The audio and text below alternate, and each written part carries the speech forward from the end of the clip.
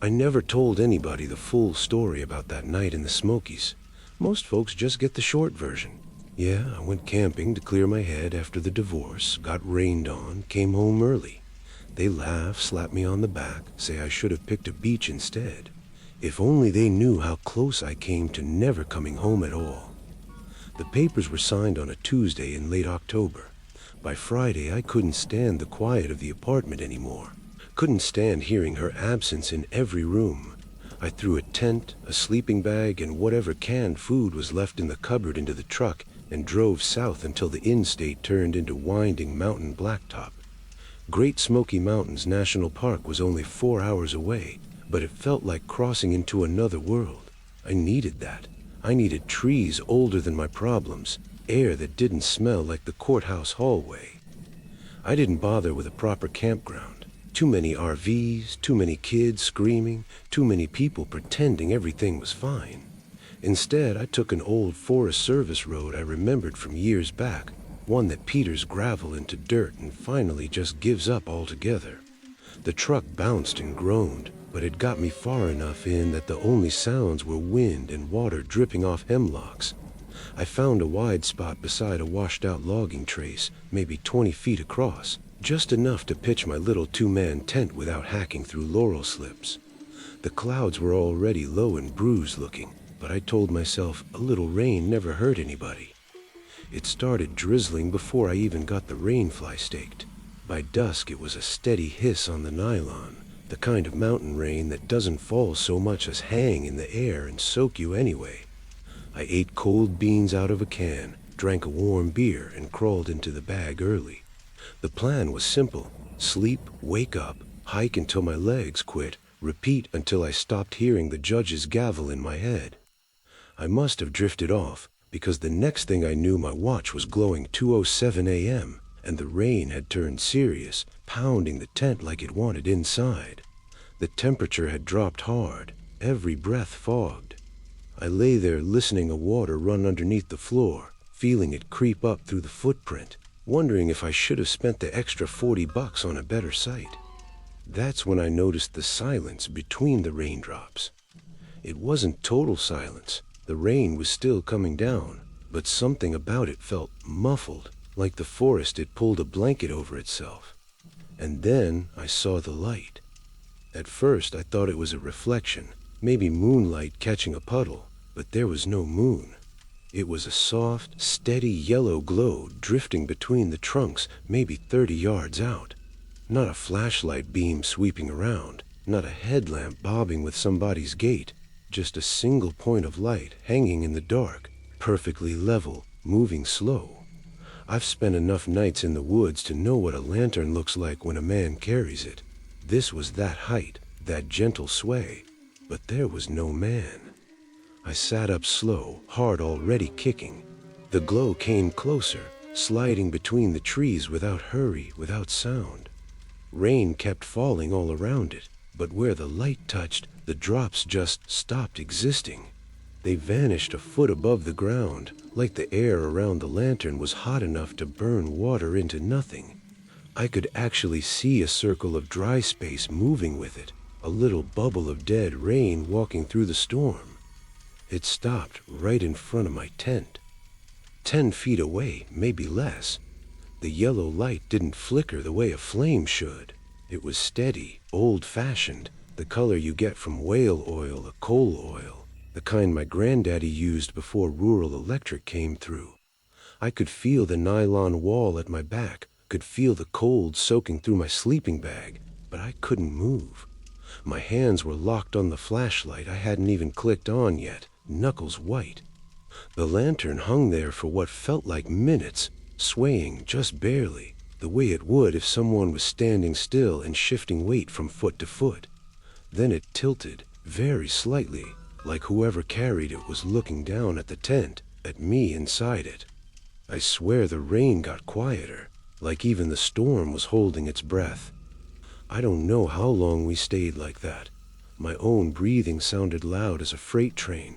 Finally, the light righted itself and turned away, slow and deliberate, drifting off the logging trace deeper into the trees. It never sped up, never wavered, just moved off into the dark until the last bit of yellow was swallowed by rhododendron in distance. I didn't sleep again that night. Every shift of tent fabric, every drip from the fly sounded like footsteps.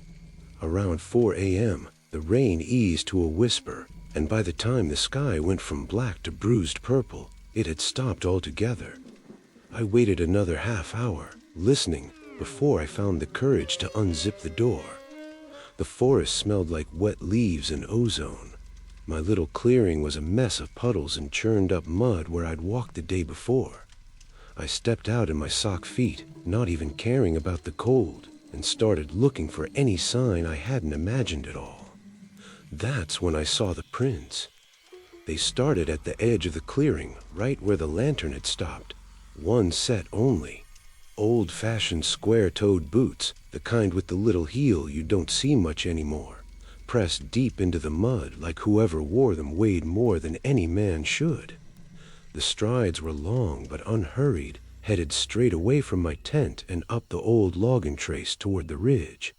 I followed them 20, 30 yards, stepping careful around the edges so I wouldn't mess them up. There were no prints coming in, none. The mud was soft as butter the night before. Anything walking in would have left a trail you could follow blindfolded.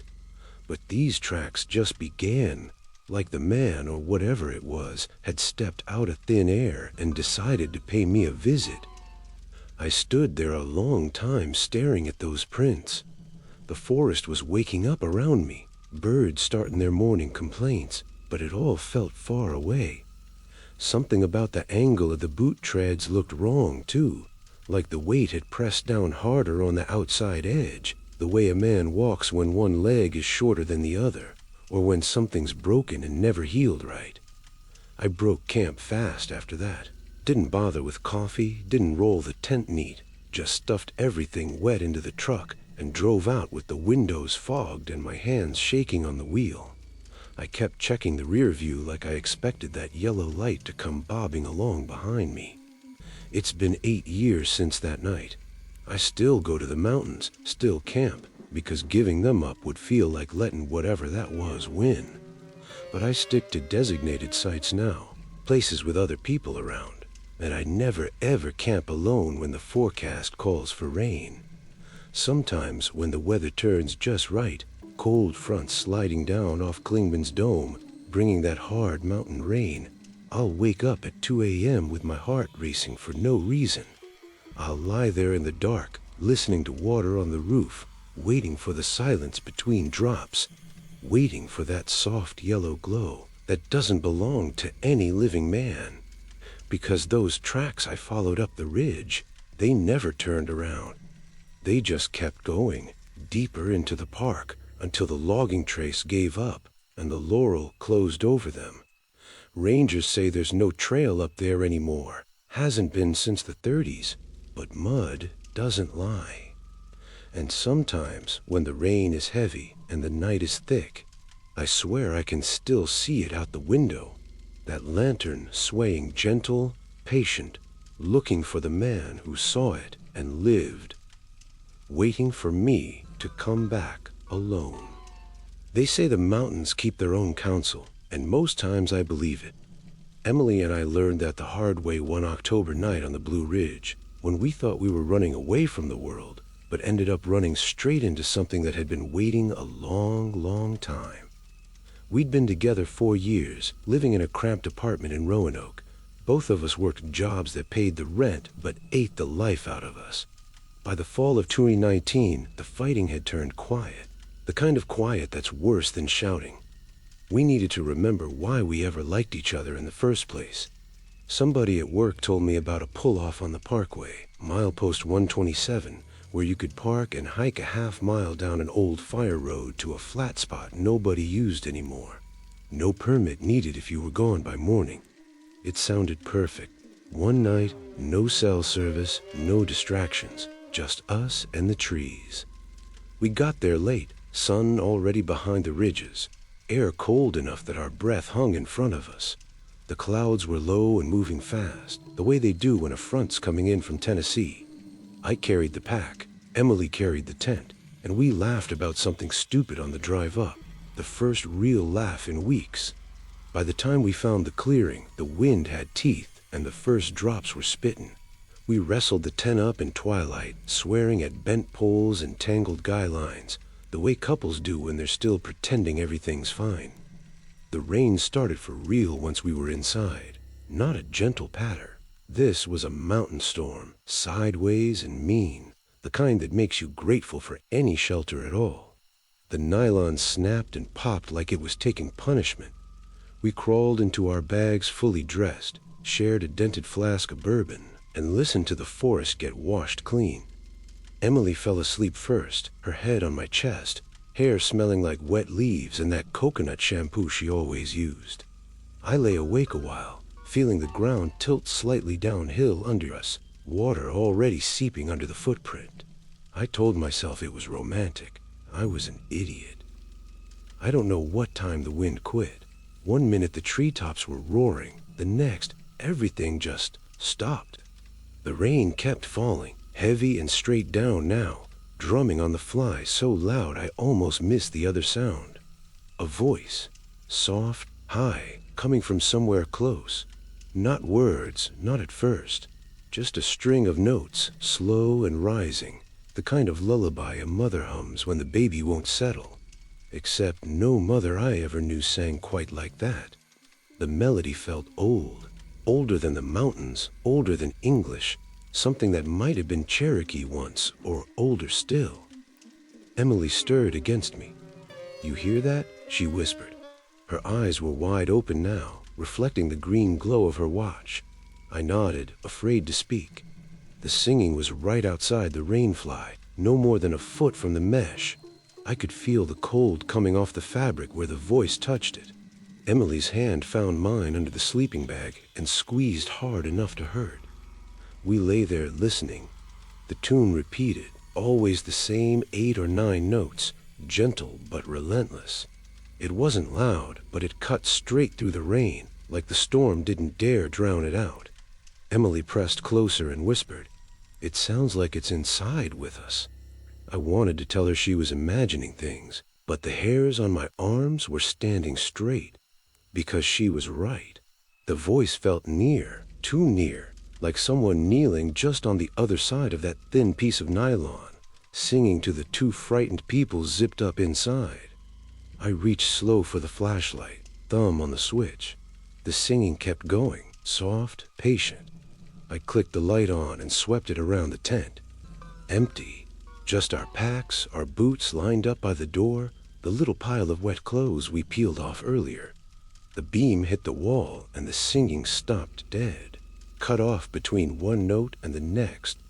Silence rushed in so hard my ears rang. That's when the tent started breathing. It was so first, a slow push against the rainfly from the outside, like a chest rising. Then it let go, and the nylon relaxed. A second later it happened again. In, out, in, out.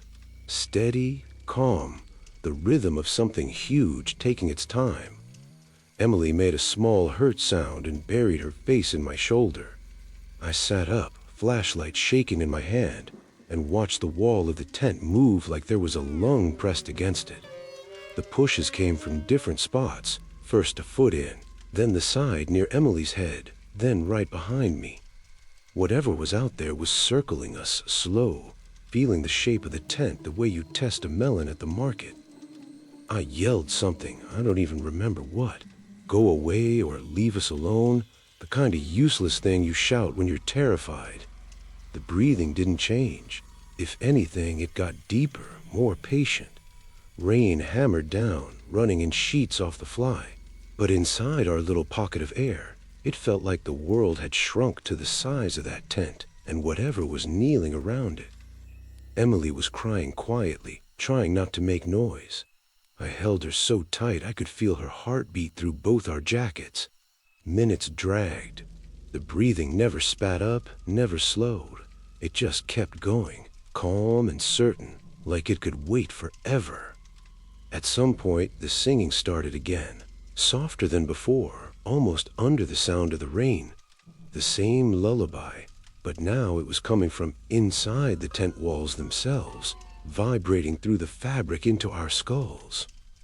I don't know when I passed out. Terra does that sometimes, shuts it down like a breaker switch. Next thing I knew, the light was gray and watery, and the rain had eased to a drizzle. Emily was still clutched against me, eyes red, lips bitten raw. The breathing had stopped, the singing too. Everything was quiet, except water dripping from leaves. We didn't speak. We just unzipped the door and crawled out like animals coming out of a den. The clearing looked exactly the same, soaked and trampled where we'd walked the day before. But something was wrong. The grass around the tent was flattened in a perfect circle, 10 or 12 feet across. Every blade pressed flat like something the weight of a pickup truck had knelt there all night long.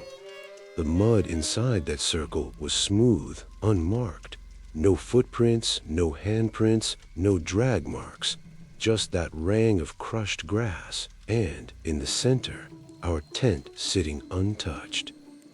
Emily stared at it for a long time, then started shaking. Not crying, shaking, like fever chills. I packed us up fast, hands numb, not caring that everything was soaked. We hiked out without breakfast, without coffee, boots squelching, not talking, until we reached the car. Even then, we only managed a few words. Did we dream it? No. What the hell was that? I don't know. We still don't. Sometimes, late at night when the rain hits the windows just right, Emily will reach for my hand under the covers and squeeze the same way she did in the tent. We never play music anymore. The silence feels safer. And every October, when the leaves start turning and the air gets that first real bite, I'll catch her standing at the window staring out at the dark, like she's listening for something only she can hear. Whatever sang to us that night never followed us home. At least, I don't think it did. But every time the wind dies and the rain starts falling straight down, I remember how patient it was, how it knelt in the mud all night, breathing slow, singing us to sleep like a mother with a child that isn't hers. And I wonder if it's still out there on the Blue Ridge, waiting for the next tent that smells like two people trying to fix something already broken, waiting to finish the lullaby. I've been up and down the Monongahela National Forest more times than I can count, but there's one trip I still don't talk about unless the whiskey's strong and the company's thin. It was October 2017. Me, Travis, and Luke, 3 idiots who thought a wet weekend in the backcountry would wash away the weight of jobs we hated and bills we couldn't pay. We figured if we hiked far enough in, the world would leave us alone. Turns out something else had the same idea. We started at the Cranberry Glades trailhead just after noon on a Friday, packs heavy, boots already damp from the mist rolling off the bogs. The forecast had been lying all week. What was supposed to be scattered showers turned into a steady mountain rain that followed us like a debt collector. By late afternoon, every swiftback had become a creek, and our maps were pulp in our pockets. We were aiming for a string of old CCC shelters somebody had marked on an out-of-date topo, the kind of places that barely show up anymore. Luke spotted a third one along the ridge was still standing, said his uncle used it bow hunting in the 90s. We were too soaked and stubborn to turn around. Dusk found us stumbling into the clearing where the shelter squatted like a broken jawbone against the hillside.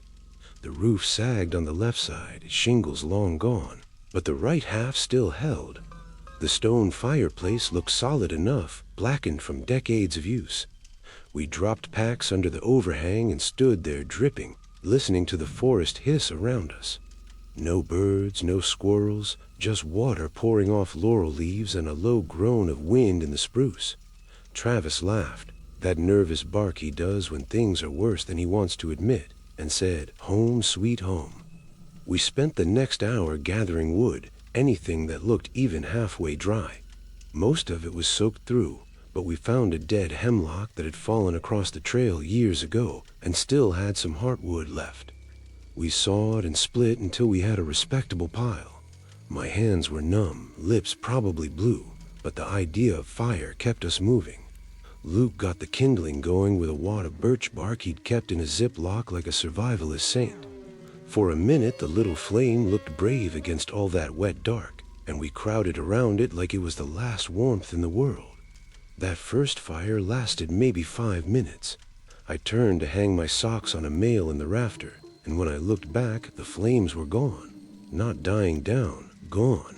Just a thin ribbon of smoke curling up from gray coals.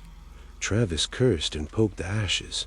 They were cold, like the heat had been sucked out by something hungry. We laughed it off, blamed damp, rebuilt it bigger. Same thing the second time, only faster. I swear I only looked away long enough to grab another log, but when I turned, the fire was dead again, and the fresh wood we just added was dark with water, dripping like it had been pulled from a creek. But a third try, we weren't laughing. Luke kept glancing over his shoulder into the trees, and Travis was talking too loud, the way he does when he's scared. We stacked a fire high, ringed it with every dryish branch we had left, and took turns staring at it like sentries. Rule was simple: nobody looks away. We sat shoulder to shoulder, knees almost touching the stones, eyes burning from smoke and exhaustion. The rain kept coming, drumming on what it was left of the roof, running in sheets off the broken edge. Every drop that hit the fire hissed and vanished, but the flames held, small and sullen. Hours crawled. We didn't talk much. Travis passed a flask of Evan Williams around until it was empty. Luke kept feeding the fire little sticks, one at a time, like he was afraid to let it grow too big. My watch said 2:47 a.m. when the rain just quit. 1 second it was roaring, the next there was nothing. No fade, no drizzle, just silence so complete my ears rang. The forest went still, like it was listening. That's when the fire decided to burn for real. It caught all at once, whoosh, like someone poured gasoline we didn't have. Flames shot 3 feet high, orange and greedy, throwing heat that drove us back against the log wall. Sparks spiraled up into the dark, and for the first time all night, we could see the shelter clearly. Graffiti from the 80s, names carved in the beams, mouse nests in the corners. The light painted everything gold, and that's when we noticed the shadows were wrong. There were 4 of them. 3 belonged to us, Travis on the left, me in the middle, Luke on the right, stretched long across the dirt floor. But on the far side of the fire, directly across the pit, sat another shadow. Tall, thin, shoulders too narrow, head tilted a little too far forward. It didn't move, didn't flicker the way shadows do. It just sat there, patient, like it had been waiting for the fire to get bright enough to show itself. Travis saw it first. His breath hitched, and the sound was so loud in that silence it felt like a gunshot. Luke went stiff beside me. I couldn't look away from the shape. It had no detail, just black cut out of the firelight, but I could feel weight behind it, the way you feel someone staring at the back of your neck in an empty room. None of us spoke. I wanted to say something stupid like, "Who's there?" but my throat closed up. The fire crackled and popped, loud as bones breaking. The shadow never wavered. Then, slow, it leaned forward, elbows on knees, the way a man does when he's studying something on the ground. Travis stood up first. Not fast, not running, just stood and took 1 step back. Luke and I followed without thinking. Our packs were right behind us. We grabbed them by instinct. The shadow didn't react. It just sat there, head cocked, waiting to see what we'd do next. We left the fire burning high and walked out into the dark. No headlamps, no words, just the 3 of us stumbling down the trail we'd come in on, soaked to the bone, hearts hammering so hard I could taste metal. Branches slapped our faces, roots caught our boots, but we didn't slow down until the sky started going gray and we hit the parking lot at Seneca Creek. My truck was the only vehicle there, windows fogged, looking like it had been crying all night. We drove to the ranger station in Bartow as soon as the sun was up. Told them we'd gotten turned around in a rain, spent the night cold and miserable, needed to report the shelter fire in case it spread. The ranger on duty was a woman named Carla who'd worked the forest 20 years. She radioed a crew to go check it out. They came back 2 hours later shaking their heads. Shelter was empty, fire pit stone cold, full of rainwater that had to be 6 inches deep.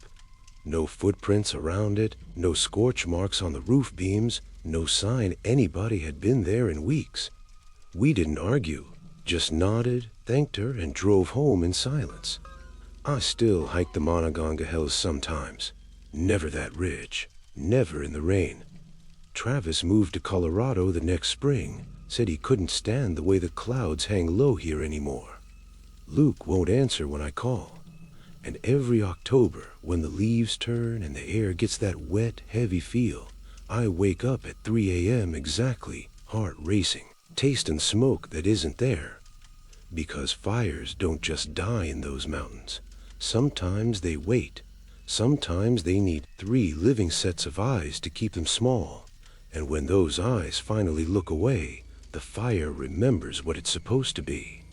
And whatever sat across from us that night is still sitting, patient as stone, watching the place where the flames finally got bright enough to show its shape, waiting for the next 3 fools who think a dying fire is the worst thing the forest can do to them.